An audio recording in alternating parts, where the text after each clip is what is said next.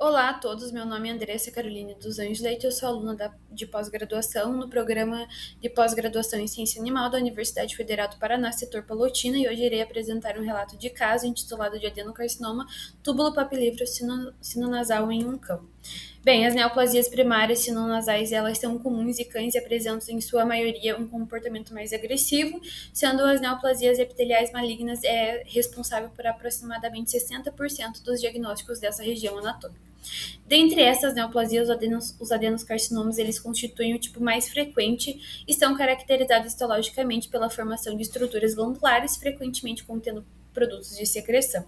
E os principais padrões histológicos descritos vão ser os papilar, túbulo papilar e acinar, sendo descritos mais raramente os padrões mistos. E os adenoscarcinomas de baixo grau eles vão apresentar uma discreta atipia e baixa atividade mitótica, enquanto neoplasias de alto grau elas vão exibir estruturas glandulares irregulares, áreas sólidas e um pleomorfismo celular mais acentuado, atipia nuclear e alta taxa de mitose.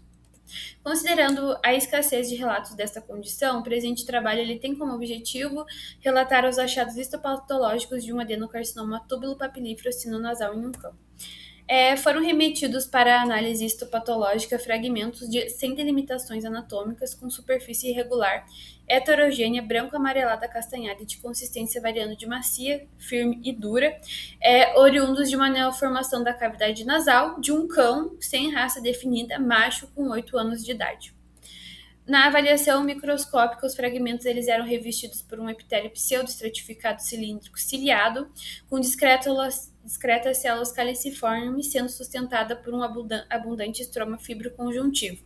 E nesse estroma constatou-se a proliferação neoplásica multinodular de células epiteliais, que exibiam uma acentuada densidade celular.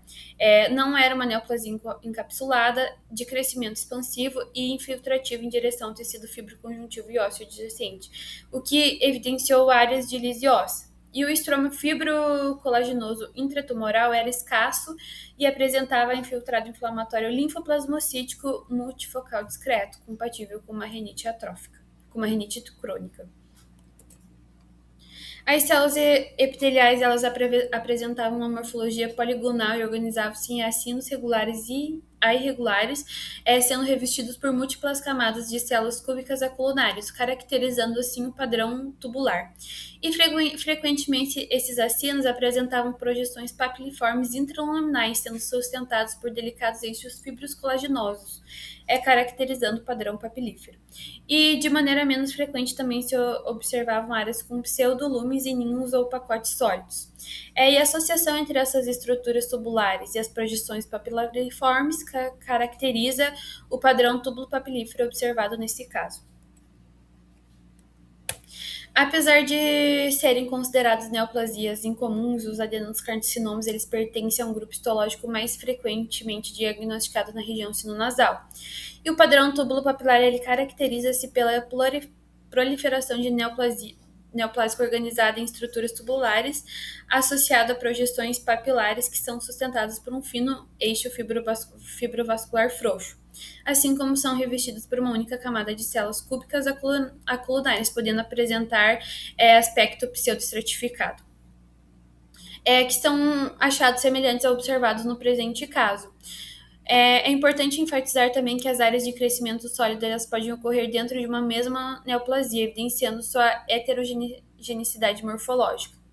E no presente caso, o crescimento neoplásico infiltrativo em direção ao tecido ósseo, acompanhado por áreas de íris óssea, evidencia o comportamento localmente invasivo da neoplasia, considerando o comprometimento das estruturas ósseas adjacentes à cavidade nasal.